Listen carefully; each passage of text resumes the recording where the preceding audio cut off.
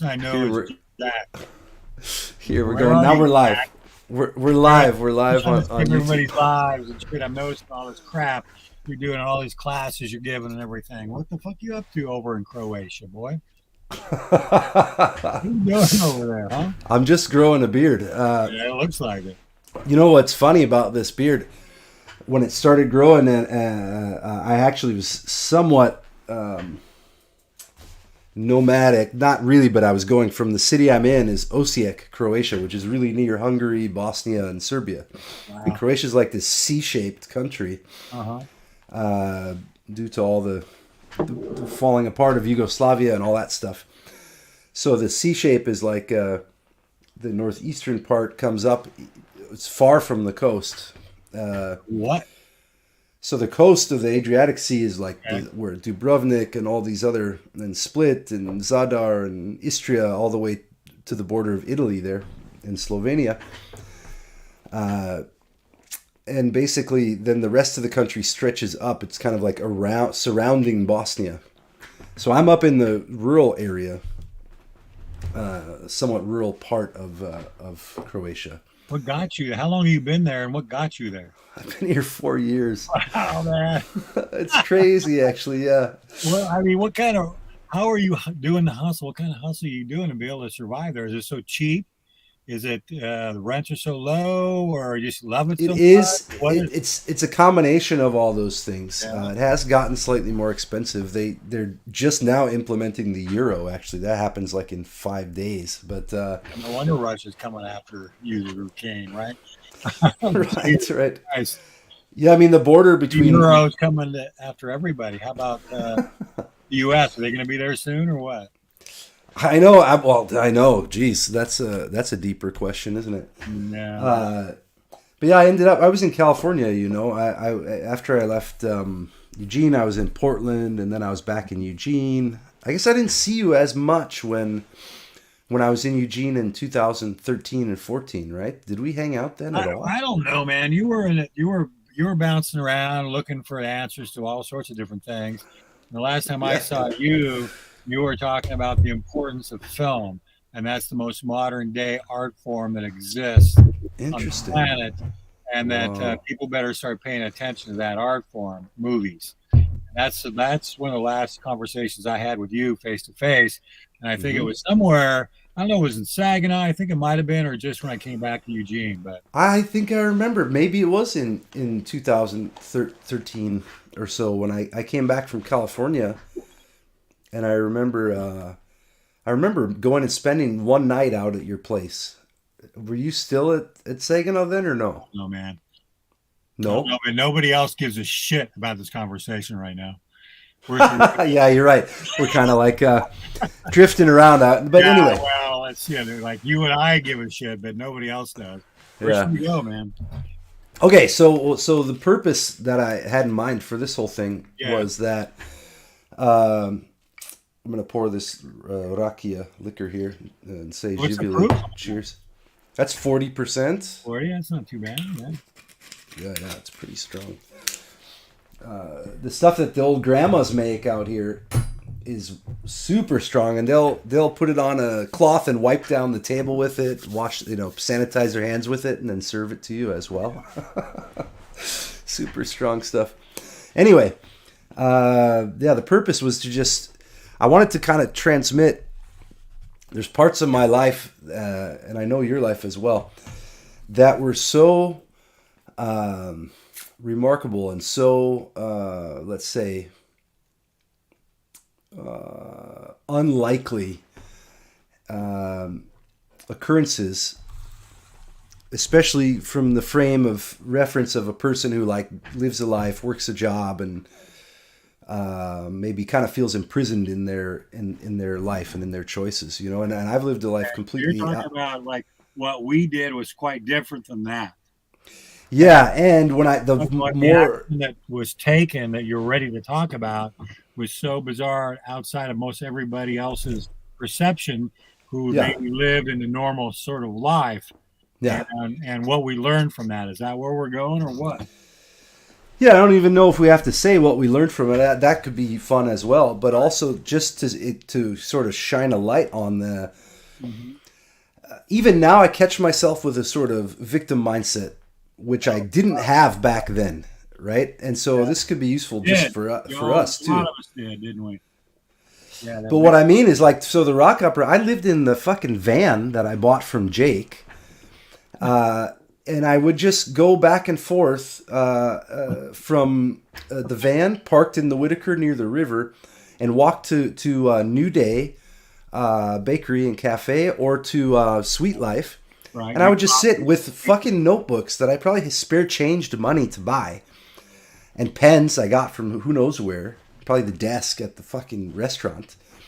And I sat and wrote that rock opera with Hannah after a while. I started it when she came in. Yeah, race car Hannah. And so I had no money to work with. But why were you guys doing that? I think you guys were doing that because you were trying to you were intelligent people, you had a relationship, and you wanted to complete something. You wanted to finish something. You wanted to work on something until it was brought to the very end. Yeah, that's right. That's what I saw you guys because you were so tired of just talking shit about how you were going to do something or write something, and this time you were going to prove to everybody that you could complete something, and that's what it looked like. You're right, dude. You're right. I forgot about that part, and that was really it because we had a million ideas back then. Mm-hmm. Millions of ideas. Everybody fucking had ideas. Mm-hmm. People weren't completing those concepts or ideas. Yeah. But that's what I saw you guys were trying to do with this rock opera. Mm-hmm. Was just finish it off and see where it'd go.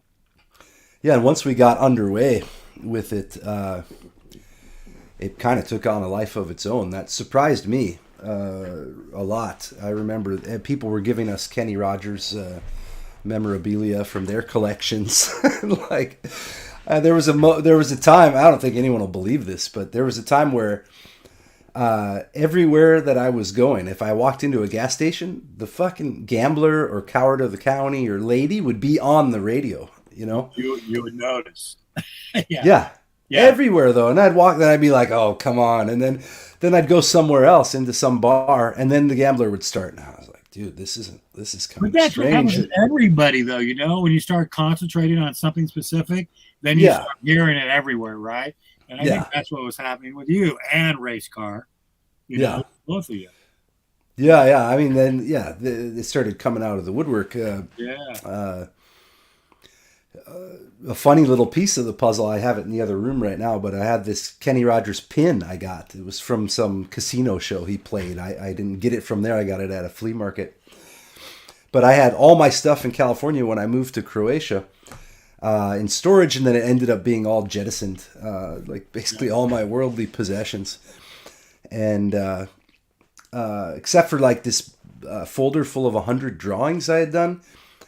And then a couple of these little pins for other pins. And then so I had someone mail me those 100 drawings because I wanted to print them out and not lose them.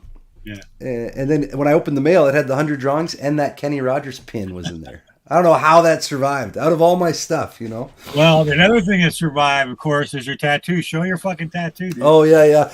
I know, and the red never quite took, I know. And they already, but yeah, the KR, KR, and it's supposed to have the card symbols. You and Hannah, Race Car, got tattoos because of the Kenny Rogers rock opera, right? And she got the crazy one with the. I guess people would think mine's crazy too, but I've gotten called like a Satan worshiper because of that tattoo already. But you're hanging out with Jake, man. Yeah, that was. Jake was badass, I must say. Everybody's gone through their own shit, man. But still, whatever, man. Yeah, regardless of what anyone would do and in each other's circumstances, nobody knows. We can't judge. Great way to say it, baby. We can't fucking judge because we're all assholes on some level. Yeah, people do. People want to be righteous and stuff. Friends of ours too. Yeah, but we can't judge even the judges. Gotta let fuck it, man. But it could be an example. And if I recall Jake, if I tell anybody about him, it's like. which is testament to the impact he had on me, that I still would mention him.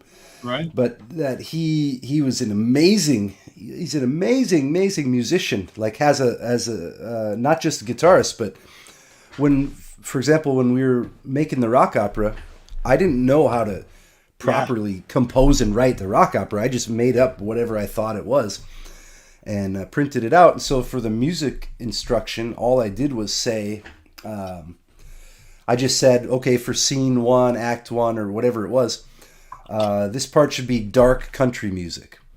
And we had rhyming lyrics for a lot of it too. And so he would kind of like sit there with me and tap. He was first kind of like listening in his own head, and he was listening to a bunch of Kenny Rogers songs, trying to kind of model the rock opera songs after different Kenny Rogers songs. So he was going super deep with the process, man.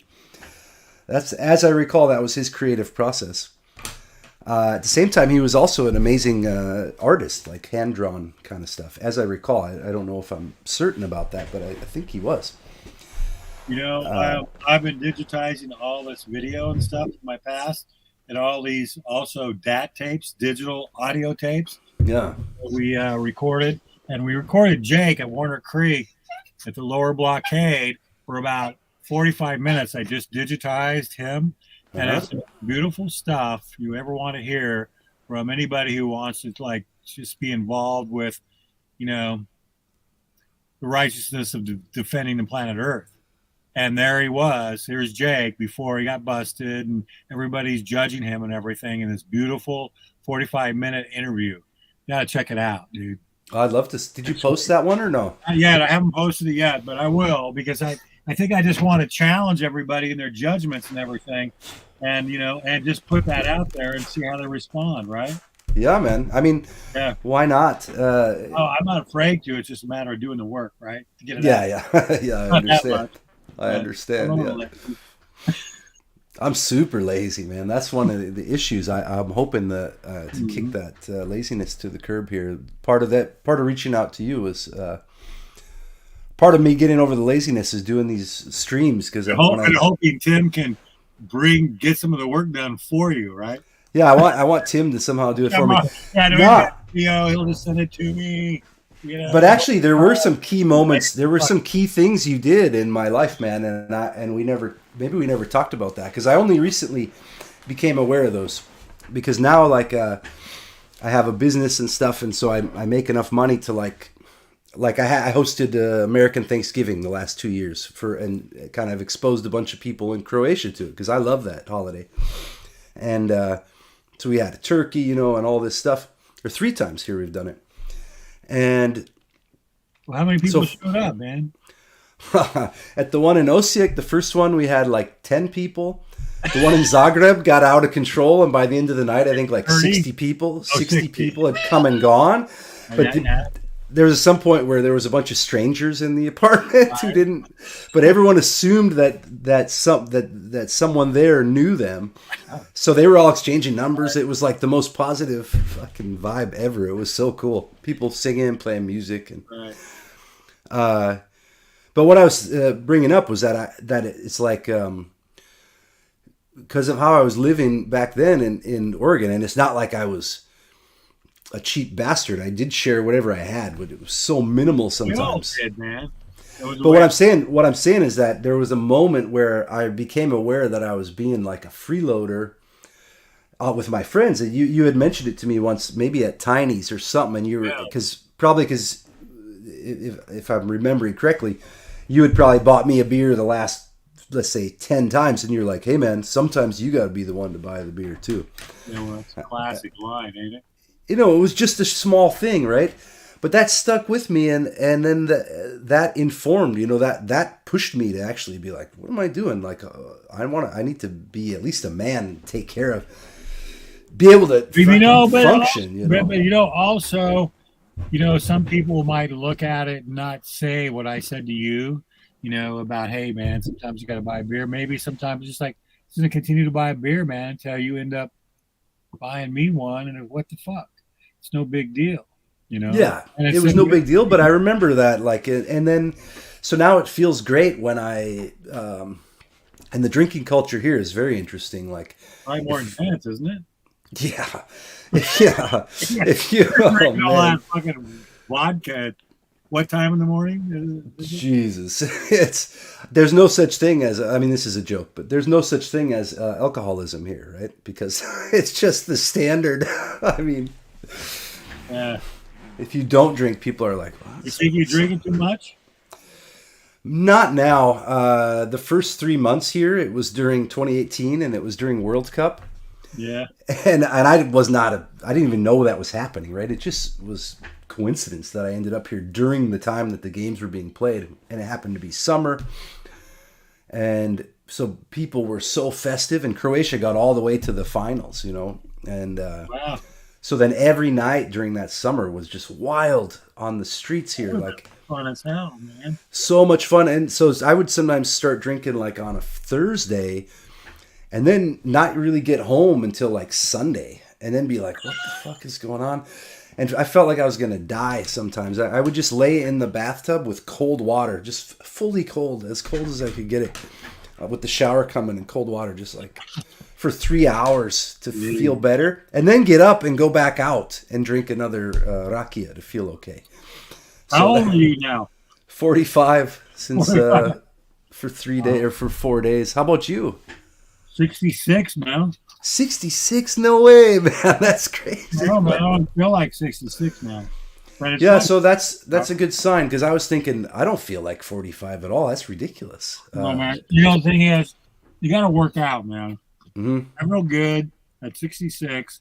I climb Skinner's Butte. Nice. I do my workout up there, come back down like almost every day, man. Yeah. If I didn't do that, I would feel like an old man. Got to keep your body moving, man. Yeah, that's true. I started doing like 45, you're in a phase, man, where you got to do it now. Because, you know, remember, I think it was about 35 or 40 that I didn't really have to work out. I would still keep my, you know, like fitness look, you know, yeah. like strength. I wouldn't get soft or feel out of shape because I was still young enough.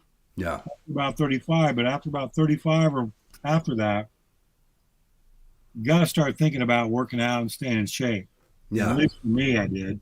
And no, it's true, man. I feel it. I notice it particularly this year. Like last year, I lost I could probably lose 10 or 15 pounds, you know. yeah, dude, I mean, the most important thing in life to me is making sure that your body's in shape because everything else fucking follows, dude.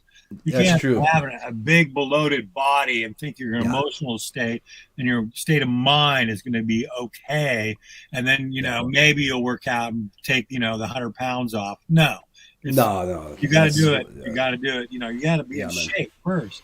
You got to live your life and have your body feeling strong, man. And I think a lot of other things follow after that. Yeah, I believe so too. And 66 is still working. I still feel pretty fucking young, so it's cool. Do you still use tobacco at all or no? I quit 2.5 years ago. 2.5 years ago. Love to fucking smoke again, though, man. I know. I got incurable cancer. I'm going right back to tobacco, dude. Oh shit. I know. I was here. The smoke. You can smoke indoors here. Yeah, you fucking European fuckers. And it's part like in people's houses. If you come in, they'll have an ashtray for you, even if they don't smoke.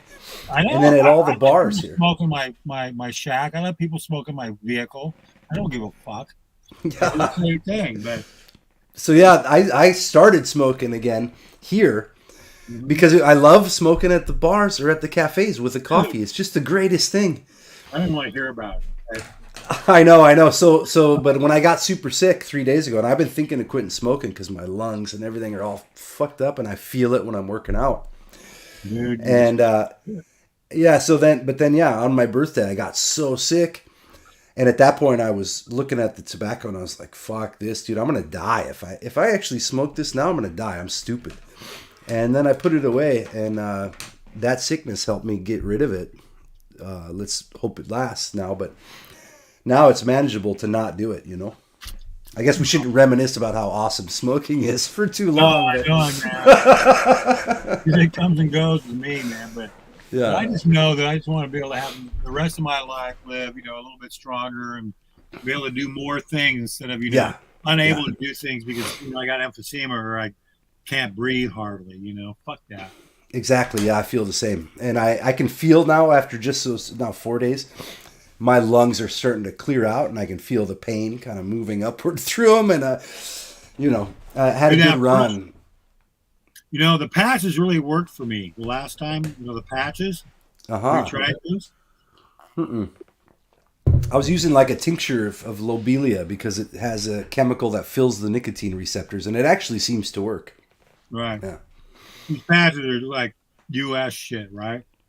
I don't know if you guys got it there or what, but I'm sure they have them here. I could probably actually get them from my doctor. Patch you put on your neck or whatever, and you have those 22 milligrams, for about 2 weeks. You keep putting those patches on, and then it goes down to 14. It goes down to 7. So you withdraw gradually with these patches down to a lower and lower, nicotine shit. And it really helps. And then all of a sudden, after the 2 weeks of 7 milligrams patches, you stop. Mm-hmm. All of a sudden, you're on your own. But it took you down gradually over like a month and a half period. And it really did help. Usually I went, cold turkey, but that time I used the patches and it worked. So anyway, whatever. Yeah, it's cool. I'm happy to be done with it, and it was the same reason. Like I said, it would be a shame to be like 50 and unable to do anything besides like take pharmaceuticals to try and maintain my own life or something. Like fuck that, man.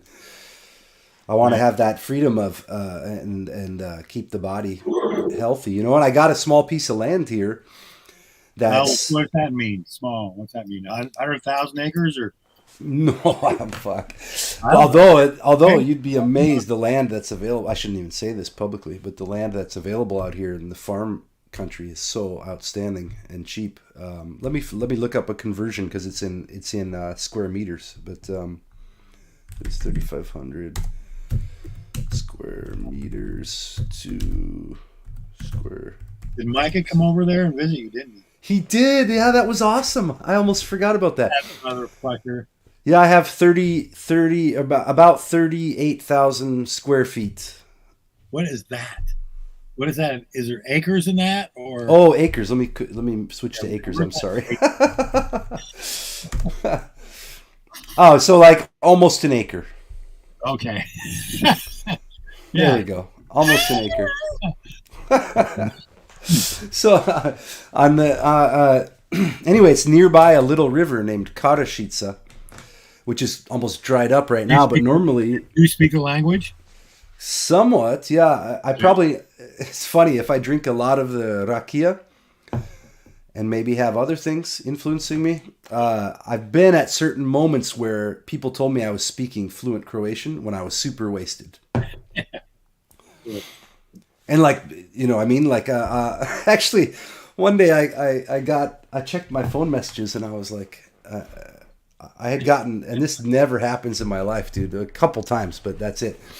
But I'd gotten blacked out, drunk, and then ended up getting, these old guys took me from a thing called the Klet, not Klit, but Klet. Yeah.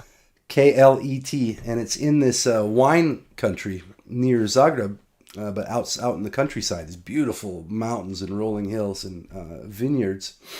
And the Klet is this little kind of clubhouse that some of them make it pretty luxurious, and it's dug into the mountain a little bit, where the guys go to get away from their wives or family and then meet with each other and drink the wine. But they have the excuse they need to go work on the vineyard, Right. So it's this tradition. So I was in a Croatian TV show. They took us to the Klet. They're serving us like wine. Why were you in this TV show? Why were you in this TV show? Once it airs, I can send you a link too. The TV show.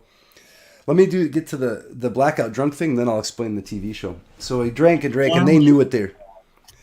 And so I was talking fluent Croatian there. The TV show crew then left me up there because I was like, no, I'll go meet my friend. I was going to have my girlfriend. She'll come pick me up in this village. She's in Zagreb, whatever. And then the old guys were like, now we're going to start drinking. And I was already tanked, And they're like, now we'll start drinking. And they broke out their private rakia. I have little bits of memories of this. And then at some point, we go to town. I ride with these guys. into the city, whatever little village city there, and apparently I went up to these guys that had like beards and whatever, and I was like, "Oh, fellow Vikings, what's going on?" and talking to them, and then after a while, I guess I was puking into my glass and still ordering drinks, you know. And of course, they were serving you, right? Yeah, nobody. Yeah, they'll serve you all fucking night if you're not being an asshole, you know. Yeah. They'll serve you till you die. But The place I want to be. yeah, I keep telling you, man. If you came out here, I can't even go back into Sam Bonds, man.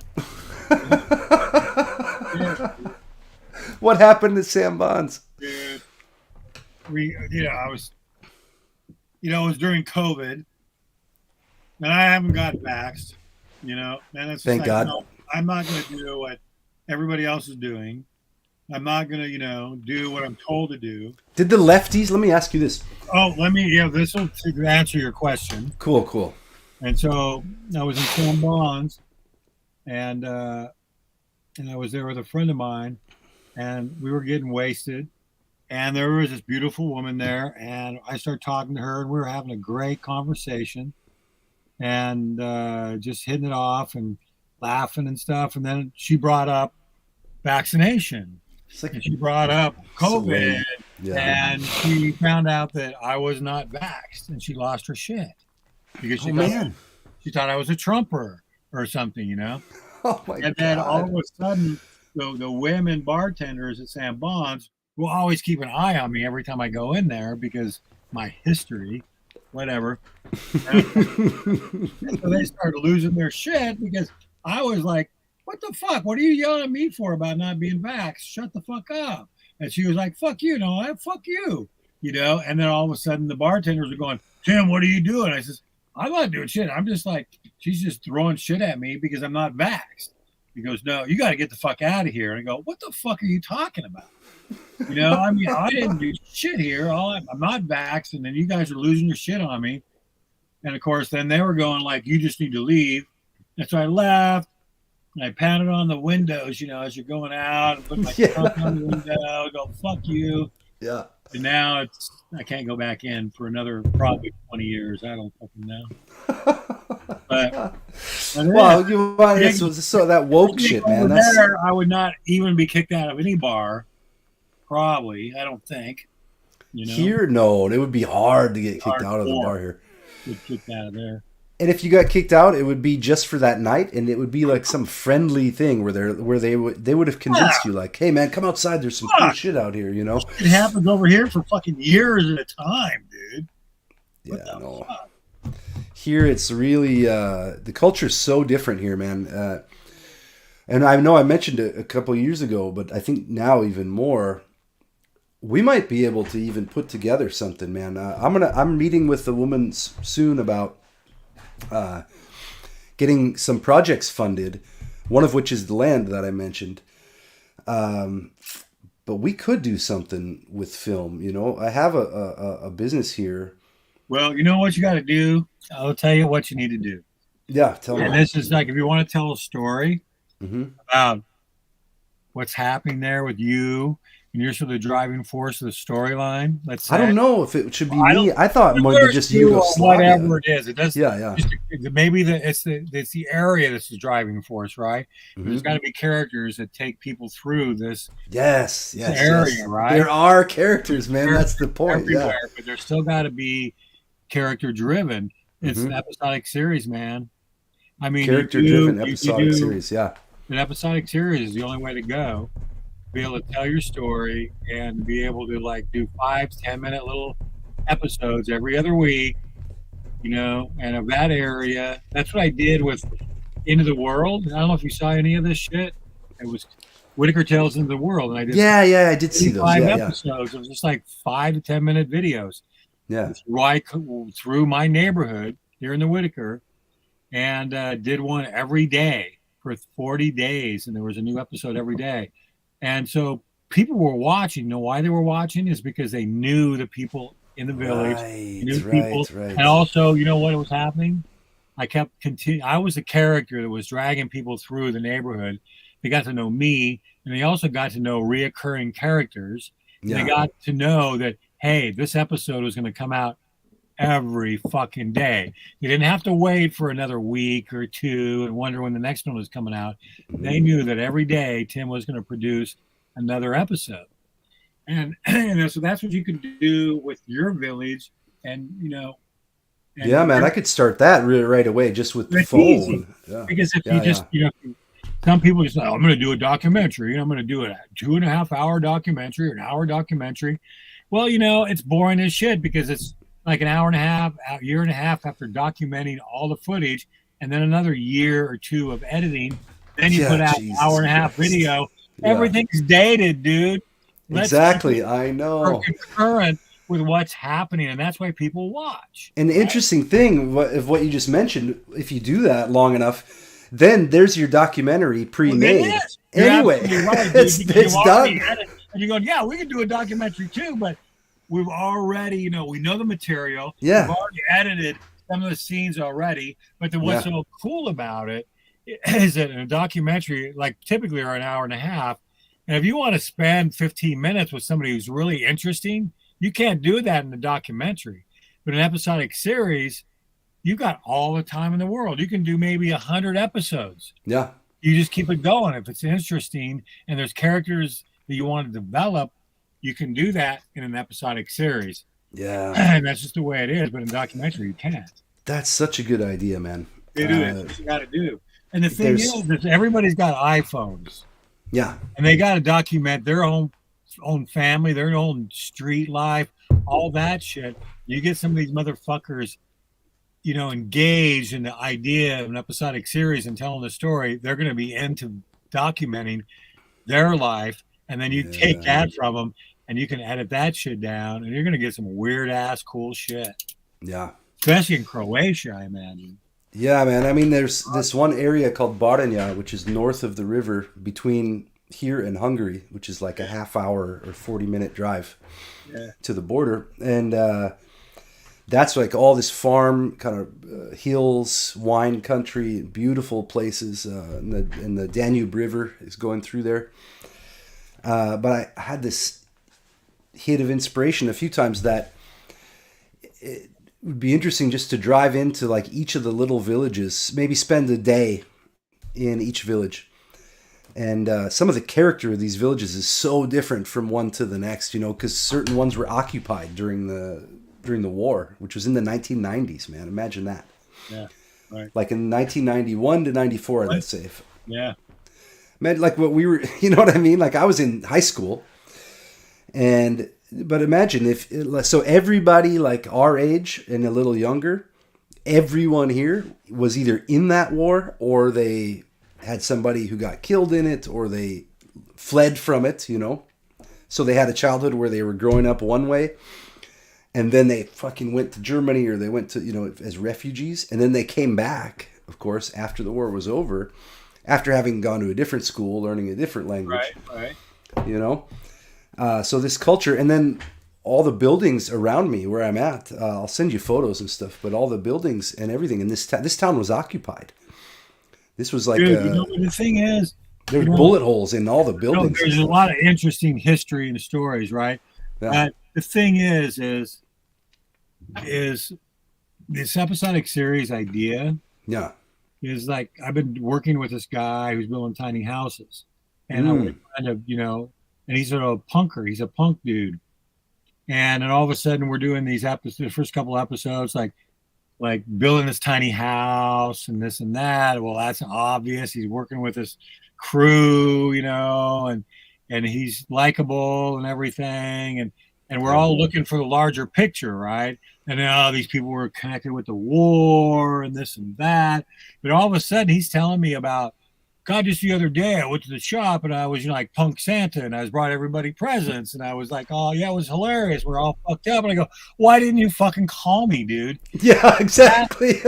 Those little details like that, right? It's not the whole history of the area, but it's the characters that bring in their little personalities that make the fucking show, dude. Yeah. Like a punk Santa is so much cooler and more interesting, and they're all partying and getting fucked up than another expert talking about the war from 1990.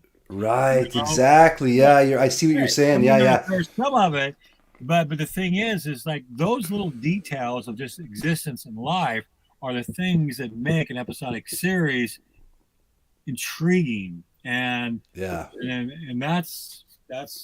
and I mean everybody who wants to do a documentary or people want to save the planet want the most boring motherfuckers.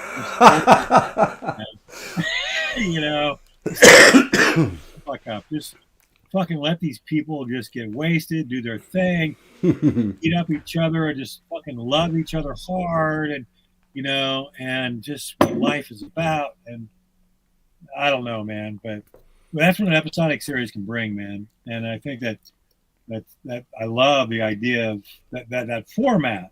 I think you really are nailing it there, and that makes I nailed it like a long time ago with 2008. I was doing that with Harvin Butte. Yeah, I was just gonna say I remember. Yeah, you were doing it with that, and that was cool. Working with that, developing the characters and the storylines. It's serious, and sure, we got a little serious, but as you go on, you get to know the characters, and you can do silly shit.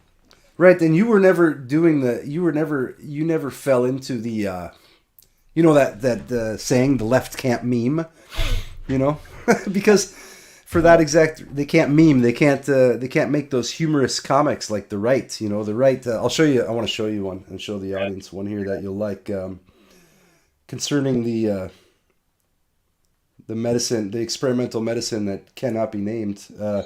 Right. MDMA and LSD. That's right. Yeah. Ketamine. What? Check this out. Can you? I don't know if you can read it. Hold it. Keep it there. Big pharma just wants us healthy. Rapists just want a family. Yeah. So but the left can't handle that kind of stuff. But like you said, and back when I was more driven by those these zealot. Okay, let me interrupt. Okay, this might be rude. This is not good PC shit, but I'm going to say it anyway. Good. Tonight, I was over with Catherine and Cheryl Reinhardt, owner of the Sweet Life. Your ex. My ex, yeah. But they were over there with my daughter, who was over there, and we were playing this game. And you had to guess. Like there was a bunch of names out there. And the thing was, I forget the name of the game, but their side, the woman said, you have to pick out the words in the list of words you have on the table that seem to make sense with prostitute. And so they had to pick, there was like all these different words. And so pick out the words that identify prostitute. And so here's these liberal women looking at this fucking list of words, and one in there was black hole. and they refused to fucking say black hole. I go, dude, come on. It's so obvious. Yeah. So obvious. You know what? They didn't, and they lost the fucking game.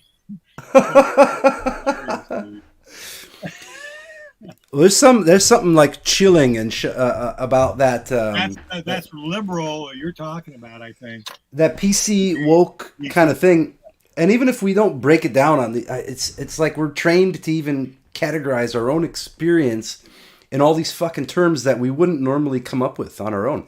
I would never grow up and think, well, I guess I have to choose now between the left or the right. Like that's all made up, and I'm not saying it doesn't have some function, but.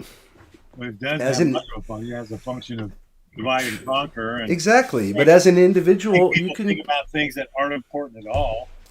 Yeah, and I know, like, yeah, we were working with that kind of shit, dude. Yeah. Oh, dude. I mean, I remember It's just the internet wasn't a big deal, but even when I went to Eugene, people were trying to cancel me in Minnesota, calling friends in Eugene, trying to get me and I was like, welcome to Eugene. Here to work on the journal. Like the groups of people that try to work together. It's the groups that bother me. Yeah. And the individuals and stuff, either side I can get along with probably, but it's groups, right? That begin to, goose step together, whatever side it is. Oh, it just came to mind because I know that you and I had a somewhat similar experience where we were moving in like a million different circles in Eugene. Right. I had like friends on every different, all the way through to the university days. But we were becoming clearer, weren't we? Yeah. About why we were feeling uncomfortable with what these kids were doing around. Remember that night when I broke my hand punching the window at that when we had our little party with Unicorn out in front of that bar. That was so cool. Unicorn, black unicorn. Yeah, black gay unicorn. Yeah. Yeah. He was singing the song "Posers." What was the context of that? Was what, like they were putting on like a Green Anarchy or what? I forget what it was. I helped do all that.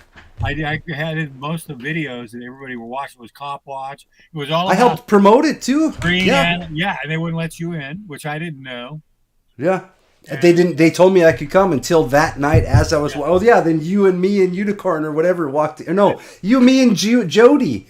It was Jody. And then we walked in and then they threw me out. Yeah. Yeah. And we were partying afterwards. That's the next day as I realized everything became clear to me, and the skies opened up, the blues got bluer, the greens got greener, and all of a sudden I realized for the first time just about all the shit, the Rotten and all those other motherfuckers we're talking about. And that's who it was. That's who we're dealing with. Mm-hmm. And but I think he's still trying to come around. We'll see. I think so too. And this has been many years since I saw him, but the time I did see him and the time I saw Bill, they both in their own way sort of apologized and warmed up. They both gave me. This was years ago, though, wasn't it? This was years ago, but I'm saying it was after that era. Well, I've seen them much later.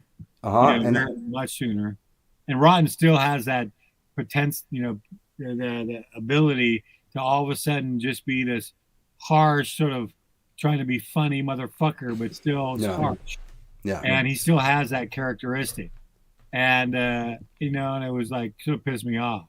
But what was sad about it to me was in person, individually, when I was with Rotten or if I was with Bill, it was like magic and we could work on stuff or we accomplished. It was different. Right? Yeah, but then whenever I would be around those guys together or them and other people, they turned into fucking assholes. And I was like, dude, you guys, this is so lame. And I brought it up to both of them. I said, look, you guys, don't you remember our conversation in private yesterday? You know what I mean? And they were like laughing and mocking. And I was like, fuck guys, they always go to that route, man. I was like, I had enough. Last time, it was about 5 months ago. I heard a bang, bang, and bang at my door, right? And I live in a little shack, man. You can't see it right now because I'm on the fucking camera. It's a little fucking shack. It was like 10:30. Who in the fuck is it? Bang, bang, bang. Who is it? Rotten. I go, what the fuck you doing here, man? And he goes, I want to come in and apologize. Apologize for what?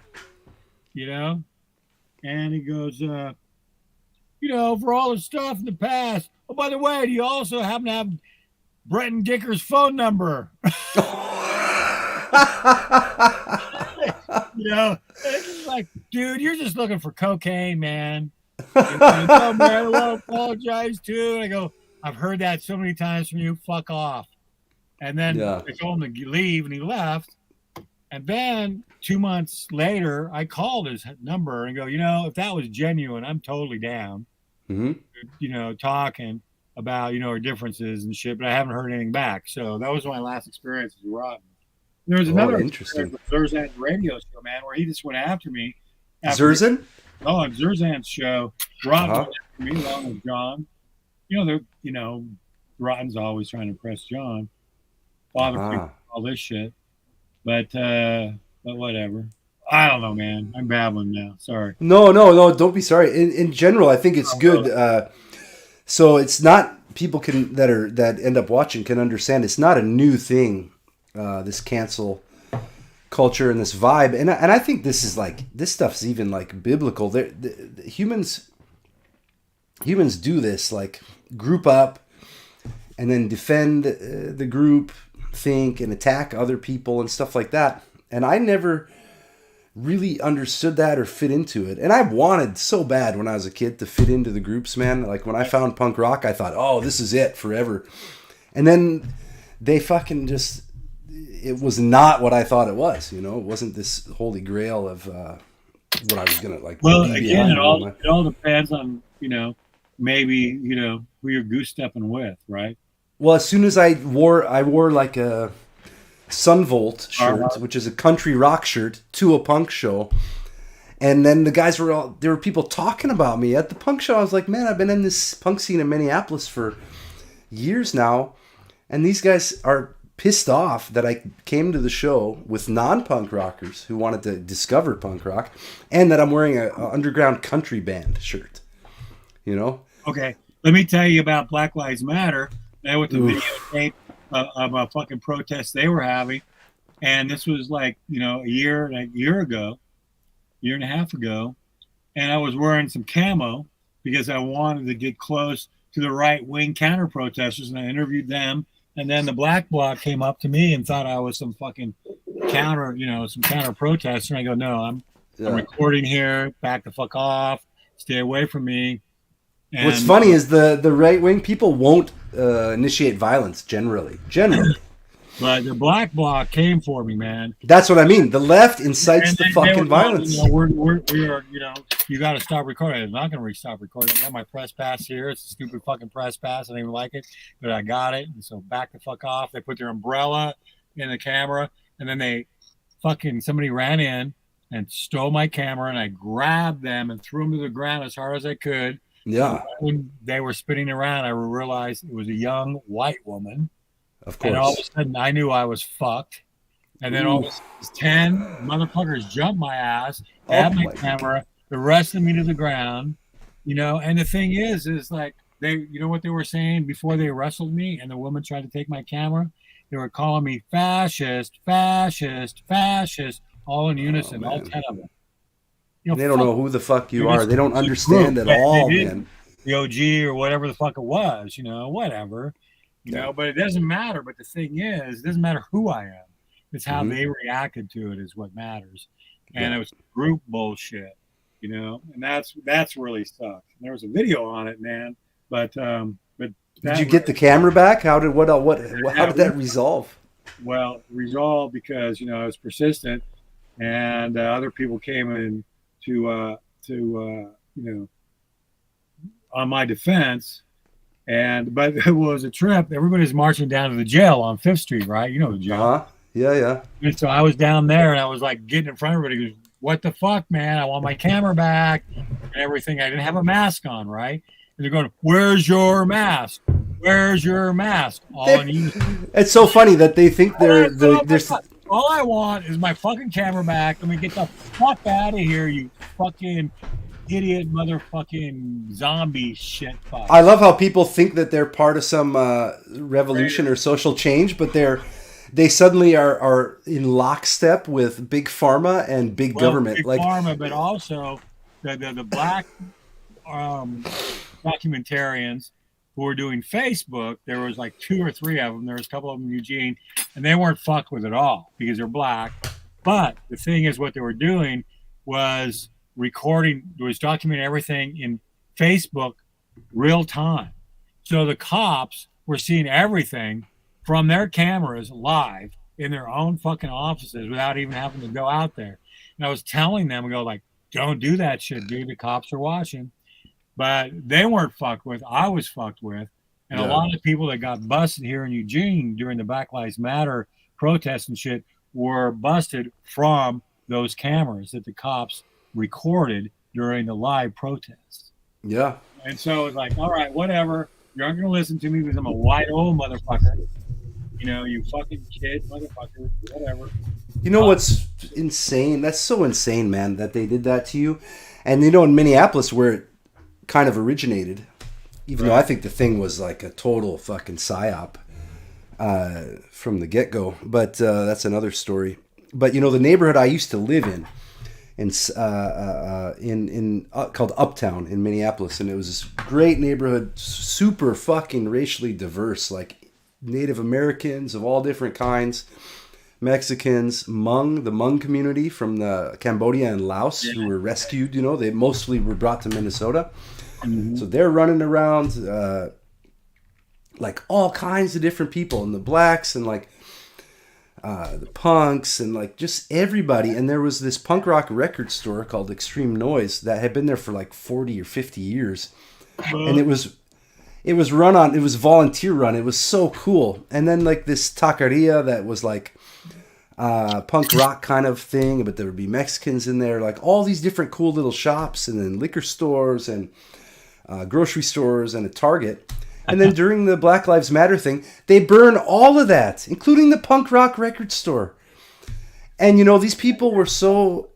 I can't speak for all of them, but I'm saying generally, these people are so retarded that they think it was justified somehow, and they feel guilt for having a certain skin color. But when I lived in that neighborhood, there was no fucking racism. I was walking around, there'd be black gangster guys, there'd be other black businessmen, white gangster guys, like whoever, and we were all wandering around, like nothing, late at night, like nothing ever happened. There was no racism, there was no nothing in that neighborhood. Everything was totally chill, man. The only ones who were harassing me were the cops at that point. But I gotta roll, baby, because I'm getting exhausted. It's 1:20 a.m. over here. Okay, well, it's just the beginning, man. But I'd be happy to, whenever we can, let's do some more streams. We'll get your camera working too. Well, I want to end on this note. Is one of the most, powerful, I think, and emotionally thought out, sort of event or ritual that you did, Jack, when you were Jack, was when your mother died. And I forgot all about this. And you were on the bike bridge near University of Oregon, and you had to overcome your fears to jump off that bridge in honor of your mother. And it was in the winter. It was in the winter, and I was there. I think we videotaped it, man. Didn't we? I think we did. Yeah, it was on video. Yep. Yeah. And I had her ashes, the little bit of her ashes, in a film canister, and I cut my chest and put the ashes on there and jumped with the ashes into the river, man. And there was a road crew. That was your transition, Jack, into, some other forms of... Whoa, man. That's really true, yeah. Yeah. Because then Elm, Ryan, he created we created the Camp Monster. And then the Camp Monster appeared in the Kenny Rogers rock opera later. What happened to that motherfucker? He's still around. I have him on Instagram. He's still doing his crazy projects, man. I have full respect for that guy. He's tireless. Let me look and see what it says here. I think he's in Eugene or Port. I love that guy. Really? Yeah. Oh my god. Let me look. I'll tell you. Camp Monster is badass. But yeah, there was a road crew, because from that bridge, if you remember on Willamette, you can see the highway off over to the right, at least how it was then. And they were working on the road, and they saw what we were doing, and they were like, thought I was committing suicide because it was winter. So it wasn't like anyone was jumping off that bridge then. And they were like, do it, do it, do it. And then after I jumped, they called the police because they're like, oh, fuck. He did it. Yeah. So I was soaking wet, right? And we were hightailing it out of there. And then 7 cop cars came down on the bike path and surrounded, and they drove past us, and they were like, hey, and I was soaking wet, right? And the cop guy. You were all in white, too, weren't you? Yeah, I had this robe and stuff. Oh, all white. Oh, fucking ethereal motherfucker. And this cop, I know, in my skin too, it was like I was translucent. But the cop was like, hey, did you guys see someone jump in the river? And we were like, no. And I was dripping wet with a towel around my neck, And they were like, no. And they ran ahead. And then they finally came running back up, and they were like, look, we're going to negotiate with you. If you tell us the truth, we were not going to do anything, even though you broke the law. because otherwise we're going to have to deploy a fucking search and rescue and dredge the river for the body. So please tell us if it was you. And I was like, okay, we're not going to get in trouble, right? And they're like, yeah. And I was like, yeah, it was me. That's great. And they actually honored it. The cop was like, okay, cool, but don't do that anymore. Get out of here, you know. But 7 cop cars, you know. One time, motherfucker. Yeah. One time. Yeah, that was awesome. That's right. It's cool to hear the rest of the story. I forgot about all that. I know. I had forgotten about that whole thing. Thanks for bringing it up, man. Isn't that cool? I mean, the thing is, like my little brother, you know, he was an alcoholic. He was living with me in Saginaw and shit, and we were having fires in the back, and we sit around there and just shoot the shit. And I was thinking, man, what a pain in the ass my little bro is. But then all of a sudden we start talking. He'd remember all these things from our past, and it was so beautiful. And it was like things I'd never remembered, and it was just like, God damn, it's just so cool to have family around, or clan, or whatever it is, you know. Mm-hmm. And it's really special. Thanks. Yeah, that's a great place to end this. But this is, to me, is just the beginning, and I'm happy to let's do some more streams and go deep on some of this stuff. There's still Cascadia Alive to talk about. There's the rock opera. There's the Saginaw times. Man, there was times when I was down or whatever, down and out, and I would just catch a ride out to Saginaw to that house that you guys had and like stay for a fucking week. I don't remember even if I was counting the days. A month, man. Yeah, more like a month. And but it was like we'd have a fire, play music, sing, hang out. Like Saginaw was special. Wow. My daughter. That's where I raised my daughter. My daughter. Yeah, man. 22 years old now, and she's the coolest human being that I know. And it had a lot to do. That's so cool, man. There, man. Because you know really, what? It wasn't just me raising her. It was a bunch of people that were cool as hell as a community in a village raising my daughter. And people were mushroom hunting, like for wild edibles and medicinals. People were making tinctures. I remember people were making goat jerky that I ate out there. There was like people growing food, people foraging, scavenging, sharing food, making meals. We were playing card games. Like those were some of the most beautiful nights of my life. Chris Smith, who I'd love to get back in touch with. Oh my God, Smitty, dude. Dude. He was a. You know what? Many years later, I ran into Stumps the Clown on the streets of Portland. He was busking. Yeah, supposedly. Yeah, that's so. Yeah, we can touch on all this stuff, but the point is that in my life, and I think in your life too, and correct me if I'm wrong, but the point is, I got video that fucking documents everything we usually talk about. So that's what I'm saying. So what we can do with this, we can, I don't know how it works on the presenter side or whatever, but you could log into my StreamYard or whatever. We'll figure it out. But we can just have a commentary. So next time we go, we can just start showing footage and then discuss what we bring up. But we can show footage. We have no idea where we're going to go. And so then to try to have the footage ready to, put up where we don't even know where we're going to go. Well, just choose footage, and then that guides where we go. Oh, really? Okay. That might be an idea. Hey, we got to get out of here. We got to get me up there. That's the first thing, man. We'll get next time. I'll figure it out. We'll get the camera working, and then go from there. But you're gonna do that. Somehow we'll figure it out. Okay, you're gonna figure that. Get some Croatian expert techie fucker over there. Joy. I'll put in a service request to Ted Kaczynski to get you. You like that? I love you, Jack. Love you too, Tim. This was so awesome to connect with you. Fun. Let's do more. See you soon. All right, there. Enjoy. Okay, folks, there you have it. That was a day after Christmas stream with my old and good friend Tim Lewis from Eugene, Oregon. I knew him back when I was believed that I was an anarchist protester, adventurer back circa, I guess I met him in 1999. I think 1999 or 2000. No, I don't remember. I think 1999. Hard to recall. And then Knew him throughout the time that I lived in Eugene, and he was just an excellent guy, an excellent friend. So there you go, little picture of the past, and what I was going to say, something that kind of sums this up, is that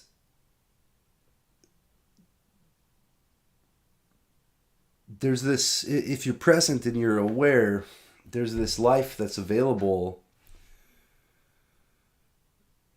that's kind of festive and celebratory and beautiful, that kind of goes overlooked if you're focused on stress or upset or accomplishment or all this kind of stuff. There's something beautiful about this life, about this creation, that you can miss. And and thank God I've had this. I've had the grace and the glory of living a life where, though it was difficult at many turns,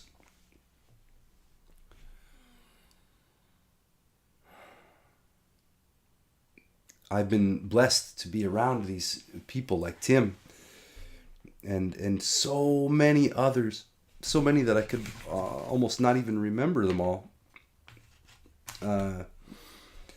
People that were so unique and so free and so alive and vibrant.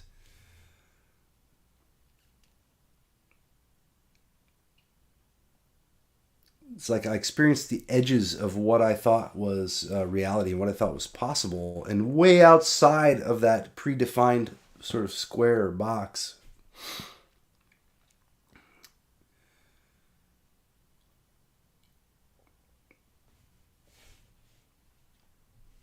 There's this flow of beauty and joy that I can't really express, but I hope with all these streams I'm going to start to be able to share that with you, to kind of express that, to put that into give that some context and show you what, hopefully you can experience a little bit of what I've seen and what I've experienced.